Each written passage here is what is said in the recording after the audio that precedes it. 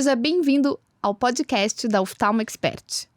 Eu sou a Maria Cecília Scherer, médica oftalmologista e uma das hosts desse episódio junto com a doutora Viviane Sakata. A doutora Viviane Sakata não pôde estar aqui nesse episódio, mas ela estará com certeza nos outros. Esse canal é um canal que a gente vai usar para conversar sobre temas, assuntos relevantes na área da oftalmologia, que vão ajudar você a construir a sua jornada, o seu caminho na prática da oftalmologia, na sua vida dentro dessa ciência tão apaixonante. E se você está começando na oftalmologia, se você é residente, acadêmico, interessado, já segue a gente lá no Instagram, que tem muita dica bacana, desde a parte básica da ciência mesmo oftalmológica, até dicas de marketing, gestão, assuntos interessantes, livros.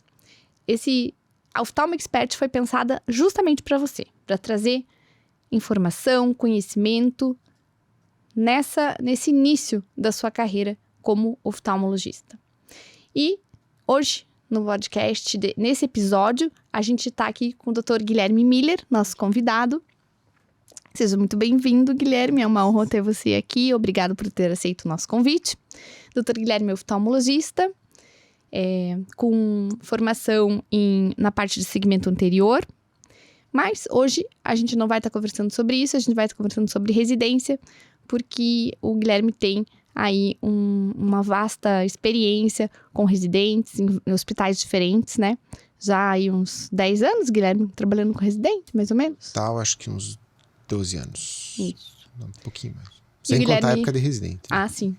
E o Guilherme é super estudioso, cientista, pesquisador, publicou vários artigos, doutor em oftalmologia pela Unicamp, e vai conversar um pouquinho com a gente, meu amigo também, pessoal, sempre me ajuda nos meus casos, e vai conversar sobre oftalmologia. Então, para a gente iniciar esse bate-papo, Guilherme, queria conversar com você sobre a dificuldade que os residentes enfrentam, né, na residência. Assim, o que você gostaria de pontuar assim, como principais dificuldades? Bem, obrigado mais uma vez pelo convite, Cissa. Uma honra estar aqui. Então, a gente percebe que hoje em dia a gente tem dois perfis assim, de ingressos na oftalmologia, nos programas de residência. A gente tem aquele residente que já queria fazer oftalmologia há muito tempo e que desde o começo, desde a metade da faculdade, está estudando oftalmologia, está fazendo liga, está estudando especificamente a especialidade porque ele já decidiu que ele vai fazer aquilo. Então ele já chega na residência com uma bagagem, digamos assim, da oftalmologia. E a gente vai ter aquele outro residente que é aquele que fez medicina, não sabia o que fazer e decidiu em cima da hora. Ali na hora de fazer a inscrição para a prova de residência, ele resolveu que ele ia fazer oftalmo. Então, a gente já recebe nos programas dois públicos muito diferentes, né? É diferente quando você está começando a medicina, que entrou lá, o aluno não sabe nada de nada. Mas você já chega com um colega que tem um conhecimento prévio e o outro que não tem conhecimento quase que nenhum da especialidade. E eu diria que isso também, Gui, porque dentro da graduação, né, a oftalmologia, ela é pouco, não é que ela é pouco abordada, é abordada o que é possível de abordar, mas ela é uma especialidade cheia de especialidades, né, ela é diferente. Eu lembro que eu fui uma dessas que decidi por final e eu não sabia nem essa questão de 20/20, como medir a acuidade visual, porque eu não passei na especialidade como deveria, e aí era muito diferente, assim, do que eu atender. Eu conseguiria atender uma clínica médica, mas não conseguiria atender uma oftalmo. A gente tem na faculdade, até isso acho que dificulta um pouco, porque a gente tem na graduação o conteúdo de oftalmologia é muito diverso dentro das universidades. Tem universidade que ainda tem uma disciplina formal de oftalmologia, que tem uma carga horária maior, e tem universidades que, assim, tem 2, 3 aulas ao longo do curso inteiro. Então, tem gente que chega e nunca teve nada do olho. Né? E tem gente que teve um currículo básico que às vezes foi até especializado demais dentro da graduação, né? Entrou em muito detalhe que não precisaria, mas hoje em dia que a gente vê o movimento das faculdades é tentar ter pelo menos o básico de tudo. Então ainda isso é muito, muito diverso. Aí quando você recebe um grupo de residentes tão heterogêneo, fica difícil até de você saber por onde que você começa. Puxa, eu preciso ensinar desde o básico, olha que você tem 2 olhos na cabeça, ou você já pode partir para alguma coisa mais avançada. Então a gente vê que muitos serviços têm curso básico para tentar meio que dar uma nivelada, mas isso daí começa também já a ter uma implicação na parte prática de você disponibilizar mais tempo para um estudo. Então, porque a gente tem assistência, né? Exatamente, você não pode parar a assistência. O teu residente está saindo o R3 e você precisa que o R1 comece a trabalhar. Então, mas também não adianta largar ele sozinho, porque ele não vai conseguir fazer nada. Então, a gente vê que tem essa dificuldade de você conseguir preparar de forma igual, fora que cada pessoa é uma pessoa diferente, gente que vai ter mais facilidade, mais vontade do que outra. Então, eu acho que isso já é um ponto que dificulta, diferente de outras especialidades que, assim, uma clínica, uma cirúrgica, às vezes a pessoa já entra com uma bagagem prévia da faculdade que é meio que padrão para todo mundo. Isso por parte do serviço, né? O que o serviço vai ter de desafio para enfrentar. Do próprio residente, além do desafio de passar na prova, né? Porque hoje em dia é mais difícil. A gente tem hoje mais serviços, mais vagas, mas a demanda aumentou muito, né? Você tem cada vez mais gente se formando, cada vez mais gente querendo fazer oftalmo, então tá mais difícil a entrada. Eu acho que daí as dificuldades para a pessoa vão ser dificuldades muito particulares de cada um. Vai ter gente que vai ter dificuldade de entender até a parte da matemática ali, de fazer um óculos, que é uma coisa meio diferente do que a gente vê na medicina. Tem gente que vai ter dificuldade na habilidade do manipulação de coisas mais delicadas, tanto na parte cirúrgica quanto na parte do exame. Aí eu acho que a gente tem que, da parte da preceptoria, você tentar identificar essas dificuldades em cada um dos alunos e você tentar ir melhorando isso. Mas acho que ainda são dificuldades mais particulares. E da parte emocional? Você já teve situações difíceis, assim, com residentes? Você sente eles, assim, muito estressados, muito, assim, nervosos com... Porque, pense, eles estão saindo, né, de uma escola, praticamente, né? Em que, claro, teve estágio, tem um internato, mas agora eles são médicos, né? Uhum. Pela primeira vez. É um baque, acho que para todo mundo, né? Você está acostumado a sempre ter uma supervisão, né? Você não precisava tomar nenhuma decisão durante a faculdade, você era simplesmente você era um observador, quase, né? Você era um aluno. Tudo que você fazia era 100% supervisionado e você não tomava nenhuma decisão. Agora, embora você esteja sob supervisão, você é obrigado a ter uma supervisão na tua residência, você já tem que ter alguma tomada de decisão. Então, já é um primeiro passo. Não sei se o impacto psicológico, assim, né, chega a ser tão grande quanto outras especialidades, porque é uma especialidade que tem um início mais tranquilo, é uma especialidade que demanda muito mais atividades ambulatoriais, então você tem uma flexibilidade de horário um pouquinho mais tranquilo do que se você comparar com uma especialidade cirúrgica, clínica médica, que você vai estar lidando com pacientes mais graves, em situação de risco de vida que, felizmente, na oftalmologia a gente não tem disso, né? O pior que pode acontecer é a pessoa perder a visão, que não é uma coisa simples, mas é diferente de você perder a vida de um paciente. Então, acho que não tem esse impacto tão grande psicológico quanto outras, pelo menos era o que eu via quando eu estava na residência, os meus colegas de faculdade fizeram especialidades que exigiam até mais fisicamente da gente. Mas... isso é um impacto para todo mundo que termina e vai para o mercado de trabalho, né? Começa a trabalhar. Eu acho que faz parte. Faz parte, né? A gente volta e meia, o início da residência lá, nunca tinha acontecido isso, mas agora é o 2º ano que a gente tem desistência. Ano passado, no início, a gente teve um e agora nesse ano também teve outro que desistiu. O primeiro que desistiu, ele era começo, mas não o suficiente para chamar outro. Aí a turma ficou com 5. São 6 lá no HC e ficou 5. E outro que desistiu agora, daí já desistiu antes, porque acho que já foi meio avisado, ó, a gente não quer ficar com 5, então já decida o que você quer fazer, né? E aí deu tempo de chamar outras pessoas, né? Mas eu acredito muito mais porque não tinham acompanhado antes, tinham uma ideia, estavam na dúvida, e aí acabou que teve uma escolha que não foi Eu tão acho que adequada, é mais por causa né? disso. A pessoa não sabia o que queria fazer, escolheu, passou na prova, vamos ver o que dá. E não gostou. Não gostou, mas a gente sempre tem a choradeira dos primeiros meses, né?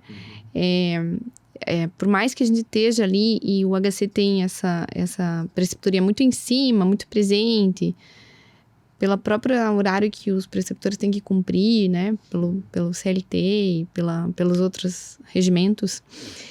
Mas é diferente, né? É diferente que você tá com o teu carimbo, com o teu CRM e você tem um conhecimento, né? Você tem que decidir. O fato de você estar assinando ali já muda um pouco. Exatamente. E uma especialidade cheia de detalhes que você não está acostumado, né? De exame, você tem que produzir a tua imagem, né? Você tem que olhar ali na lâmpada de fenda e saber o que você está vendo. Você tem que tentar ver o fundo do olho, olhar a retina, né? Você tem que desenvolver a habilidade já nesse primeiro ano. Não é assim só o raciocínio. Não. Você tem que desenvolver essa habilidade de aprender a medir a pressão do olho, aprender a ver fundo do olho. Nossa, eu lembro que demorei um tempo para conseguir entender como é que o tonômetro funcionava para conseguir medir a pressão. Eu lembro que estava em maio. Eu gravei essa data que passou ali uns 3, 4 meses da residência, que daí eu entendi. Nossa, é assim que mede a pressão. Agora eu me sinto seguro para passar. Agora eu estou entendendo. Agora eu posso confiar que a minha medida está certa. Está certa, né? Mas é isso, assim, até mexer na lâmpada de fenda é um exame completamente diferente do que você estava acostumado. Então, tem um tempo de adaptação. E nisso que, às vezes, quem já passou por isso em estágio, às vezes se beneficia. Mas não é nada que vai definir quem é melhor ou pior profissional. É uma dificuldade que a residência, o serviço vai ter que enfrentar para conseguir proporcionar o aprendizado, nivelar esses dois perfis. Mas pro candidato é um caminho natural, assim, consegue. Vai acontecer, né? E aí, pensando até nisso, assim, Gui, hoje a gente tem um modelo de 3 anos de residência de oftalmologia, o R1, o R2 e o R3. Tava conversando com a Viviane esses tempos, né? E o pai dela, o Dr. Kenji, oftalmologista das antigas, contou pra gente que na época dele era 1 ano de residência. Ele acompanhava o serviço por 1 ano, era oftalmologista e começava a atender, né? Então, o que você acha desse tempo? 1 ano, 2 anos, 3 anos? Era 1 ano, aí a gente até conviveu com os nossos R++, que tinham feito 2 anos, né? Eu sou da turma que... Quando eu entrei na residência, eram 2, mas quando eu cheguei no 2, mudou para 3. E aí a gente fez 3. O meu, quando o pessoal os que tinham saído, acho que já tinham feito o primeiro ano de 3 anos. De 3 anos. Atualmente, eu acho que 3 anos... a gente escuta muito essa discussão, né? De falar, puxa, 3 anos é muito, é pouco. Olha, para você formar um oftalmologista básico, que ele saiba fazer refração, saiba examinar, fazer um exame físico completo e saiba identificar diferentes doenças do olho. Eu acho que 3 anos, 2 anos seria um tempo mínimo. O terceiro ano, eu acho que seria um ano adicional para você já desenvolver habilidade cirúrgica melhor. Teoricamente, se terminou o R3, você tem que saber operar, né? Algumas técnicas cirúrgicas você pode se especializar depois, entrar mais a fundo, mas você já teria que estar saber fazer, pelo menos, operar sozinho no R3.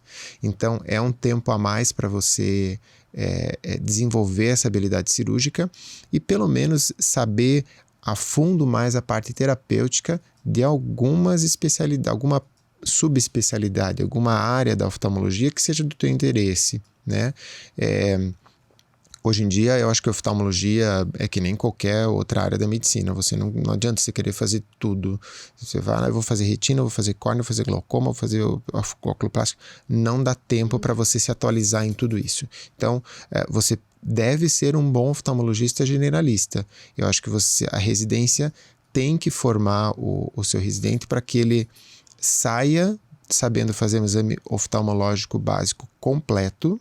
Tem que saber, todo mundo tem que saber ver fundo do olho, tem que saber examinar a lâmpada de fenda, medir pressão, tem que saber fazer tudo isso e ter ideias de diagnóstico, né? Eu não faço neurooftalmo, mas se chega um caso de diplopia, eu tenho que saber pelo menos como é que eu vou fazer a propedêutica para examinar aquele paciente, para saber se ele tem uma coisa que é grave, que não é grave, para saber até como que eu vou mandar isso para o colega especialista. Eu não vou só falar, corre para ele, não. Será que é urgente? Será que não é urgente? Será que eu preciso fazer alguma coisa aqui agora? Algum cuidado especial? Eu acho que isso é a obrigação de aprender nesses 2-3 anos de residência. Hoje, eu penso que se eu fosse fazer residência de novo, eu teria me dedicado, assim, nesses 3 anos, como se eu fosse fazer aquela área da oftalmologia, sabe? Teria tentado ver, assim, como se eu tivesse escolhido, né? Então, estou passando na neurooftalmo, eu vou ser neurooftalmo. Quero saber tudo sobre isso, quero me dedicar ao máximo, quero aprender, quero saber plástica, estrabismo. Porque depois que a gente sai da residência, a gente tende a se fechar, assim, né, na subespecialidade. Fecha na especialidade. E ainda que a gente está em serviço da residência, então você tem uma das grandes vantagens de estar em serviço de residência ou serviço público é que chega tudo para você, né? Então você é confrontado com isso, você tem que resolver, né? Mesmo que você não seja da tua área. E eu que fiquei um tempo no consultório, fiquei afastada um pouco da residência, quando eu terminei, 2010, 11, 12, 13, eu fiquei só no consultório. Quando eu voltei para o hospital público, eu levei um choque, porque eu ia para o congresso e falava assim, não, hoje eu vou assistir retina. Eu falava assim, ai não, eu vou na córnea mesmo, eu gosto muito. Sair da zona de conforto é difícil, né? Então você acaba no meio. E quando você tá num serviço assim, grande, volta e meia eu tô vendo aula de retina, porque o preceptor retina vai dar uma aula, eu tô lá, tá todo mundo... Não, e o teu colega que às vezes tá trabalhando contigo do lado, o dia todo você tá conversando com ele, então você começa a trocar ideia e você, né, tá com o professor ali do lado, você fica perguntando. Exatamente. Né, mesmo que você não seja da tua área de interesse. Então, acho que hoje eu teria pensado assim, que eu ia ter muito tempo para me dedicar à minha subespecialidade, né? Mas que talvez eu nunca mais fosse, depois de terminada a residência, pegar um prisma para medir um estrabismo, sabe? Eu acho que a principal preocupação do residente é com a cirurgia. A gente vê que eles são enlouquecidos enlouquecido, com tem que fazer número mínimo de facos. E eu tô num serviço que tem um volume cirúrgico grande, super bom, assim. Eu falo, a única coisa que vocês não precisam se preocupar aqui é aprender a fazer catarata, porque vocês é natural. Nem que vocês não queiram, porque vocês vão ter esse volume cirúrgico. Isso não é... Né? Eu falei, é a minha única não preocupação, me preocupo com todo o resto. Eu acho justamente tem que absorver aquilo que você não vai ver depois. Né? Você não vai ver no teu dia a dia um volume grande de paciente com neurooftalmo, não vai ser teu dia a dia estrabismo, tá? Se você escolher uma outra especialidade, você tem que ver de tudo um pouco, não digo absorver nem todo o conteúdo daquela especialidade, saber o que tem de mais novo de tratamento, como é que é o procedimento cirúrgico daquela tipo de cirurgia, não. Mas tem que saber a propedêutica básica de tudo. Isso você tem que saber muito bem, né? O que eu percebo que isso dificuldade do residente e que leva para toda a vida, numa época eu achava que era bagagem teórica. Eu falava, puxa, não tive muito esse negócio na residência, eu vou sair, eu vou ter a minha formação vai ficar com problema naquela área específica porque eu não tive aquele professor não foi bom, o meu ambulatório era fraco naquela especialidade.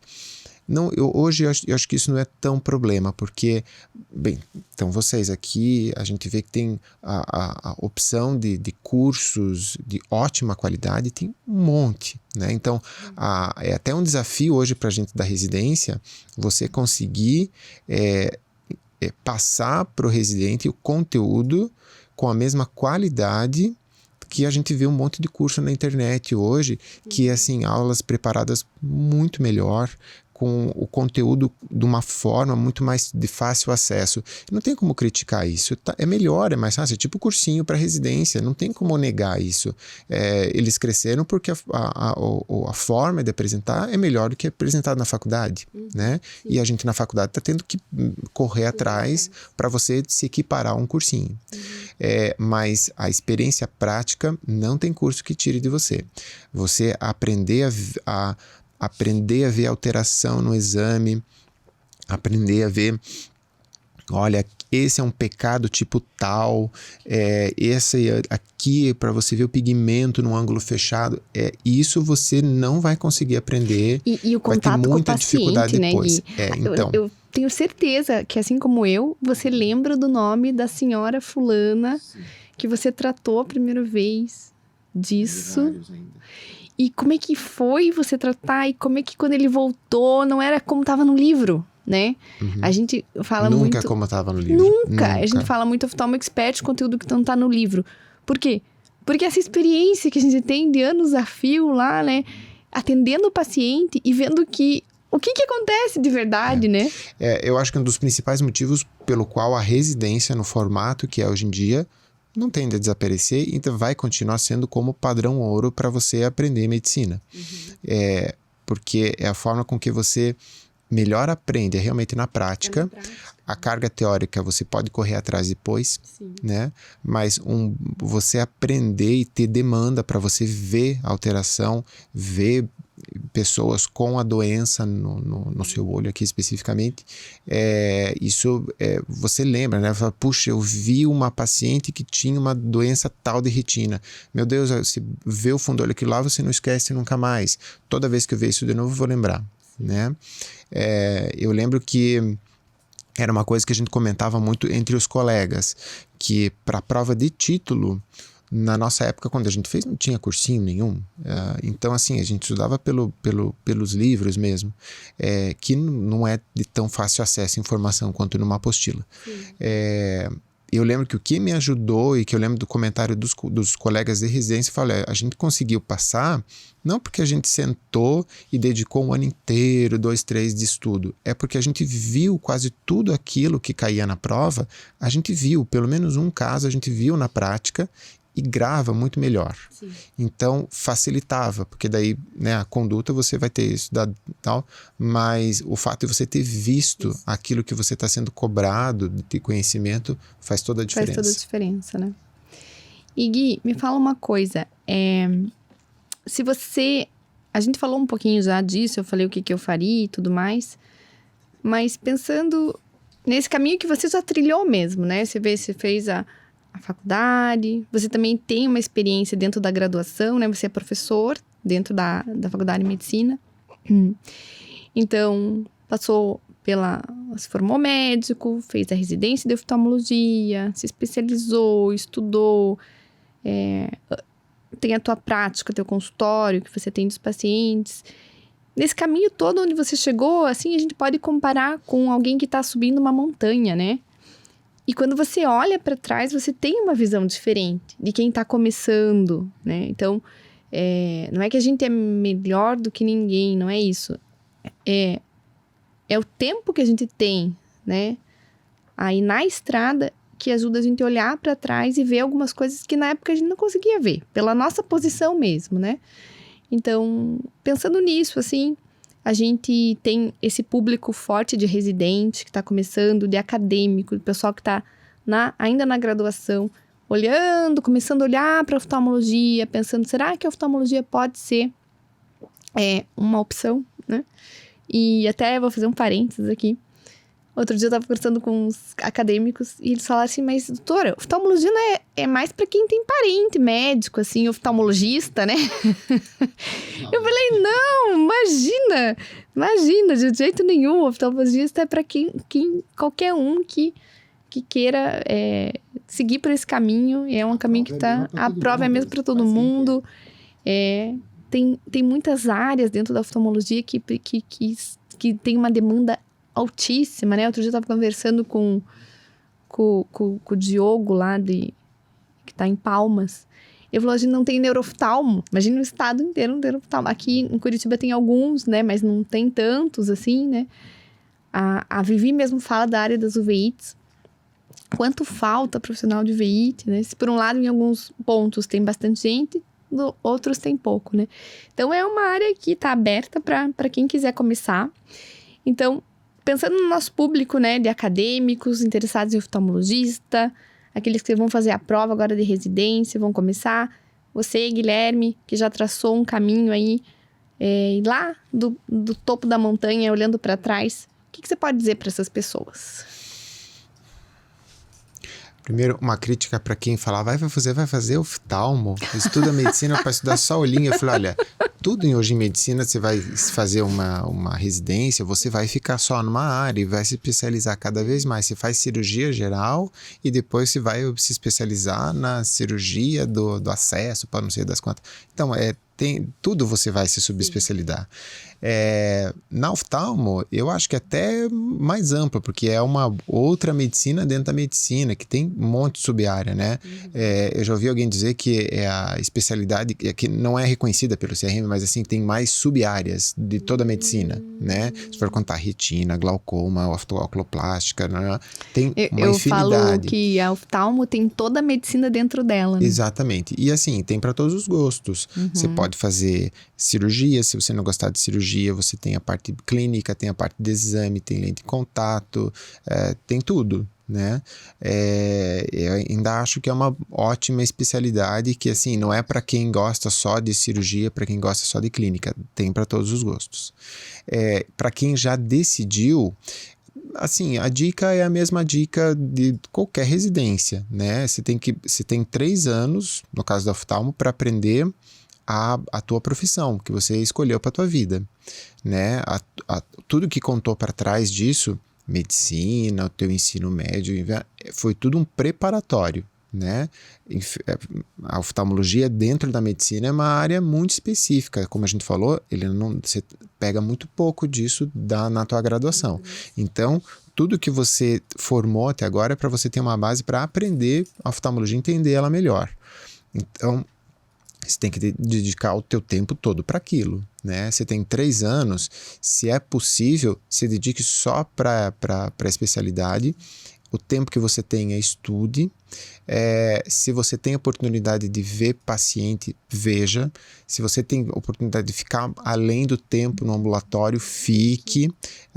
Isso para mim sempre foi uma regra. O residente que fica até o final do dia, ele é melhor do que o residente que termina o schedule dele e vaza 1 ou 2 horas da tarde da residência.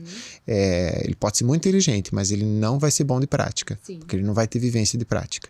Se você fica, quanto mais tempo você está ali, mais coisa diferente você vai ver, maior é a tua bagagem. Aproveite aqueles 3 anos para absorver o máximo de conteúdo que você puder, porque depois daquilo você vai sempre disputar o teu horário de trabalho com o teu horário de estudo, que vai ser cada vez menor. Ainda mais depois quando você tem filho. Daí não tem tempo de fazer, daí não dá para fazer nada.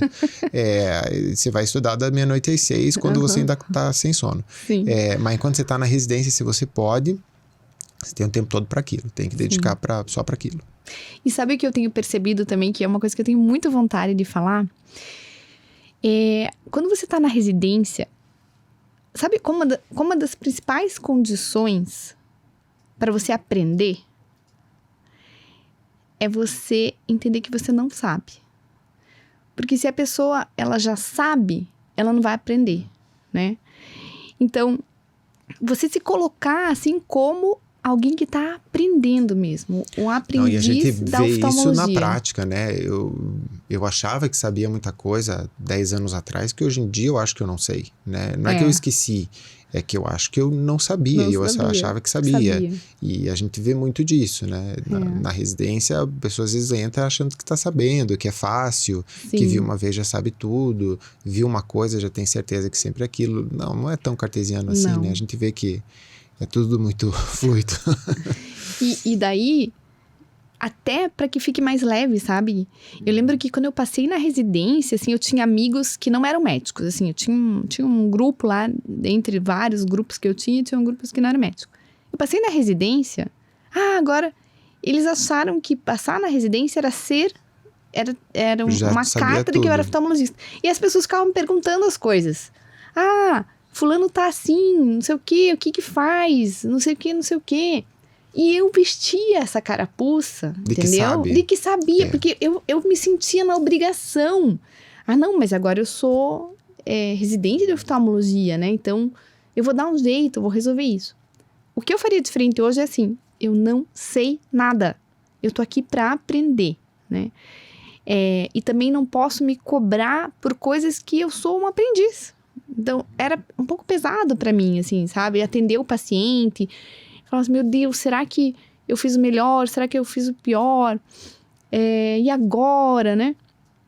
Na cirurgia, então, entrei para fazer a primeira catarata, não consegui, não fiz, chorei, né? Gente, é a tua primeira catarata. Tem a tua vida toda para aprender. Mas o fulano entrou na primeira catarata e arrasou. E essa comparação também desgasta, né? Hoje em dia, assim, eu vejo pra trás, isso daí não vale pra nada. Não vale pra nada, os colegas que melhor operam hoje não sabiam operar antigamente e vice-versa. Às vezes aquele que operava bastante, hoje nem tá operando.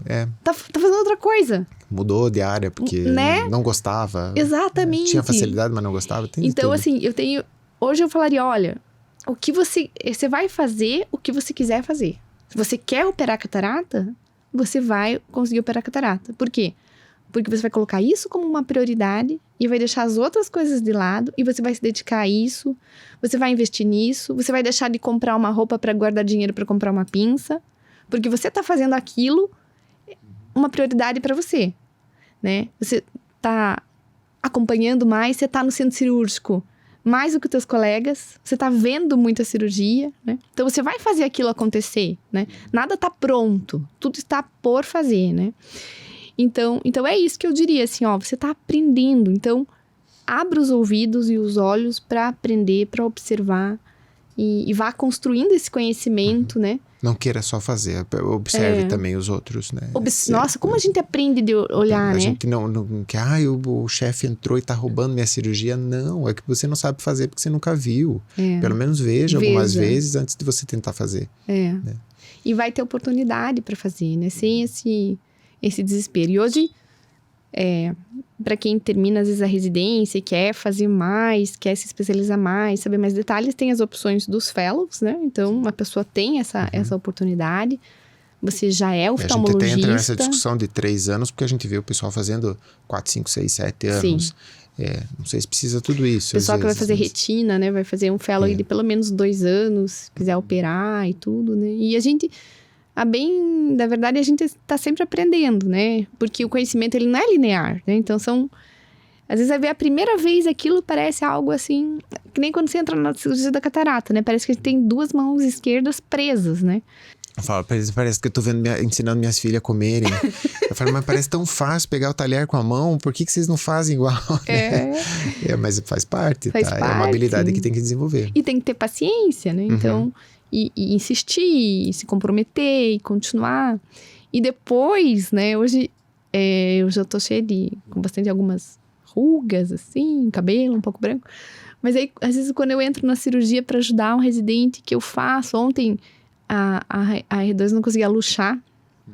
Ela tava fazendo uma vasectomia, não conseguia luxar o cristalino. Daí eu falava, faz assim, faz a cara. Daí eu falei, então você quer que eu entre? Quero, doutor, entre.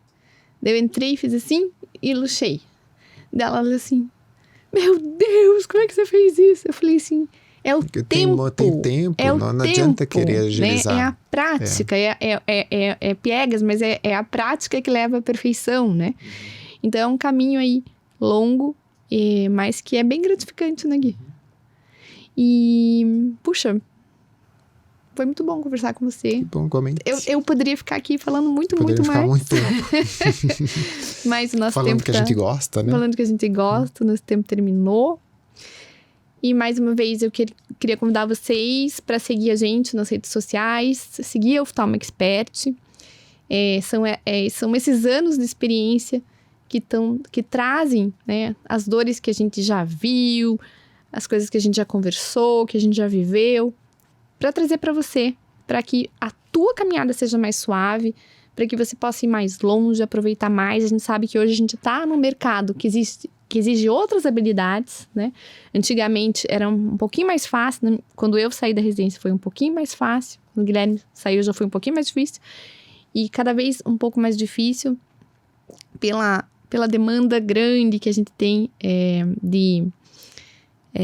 não demanda, mas pela grande oferta que a gente hoje tem, né, de médicos e médicos oftalmologistas e outros profissionais também que acabam atuando, assim, de alguma forma nessa área.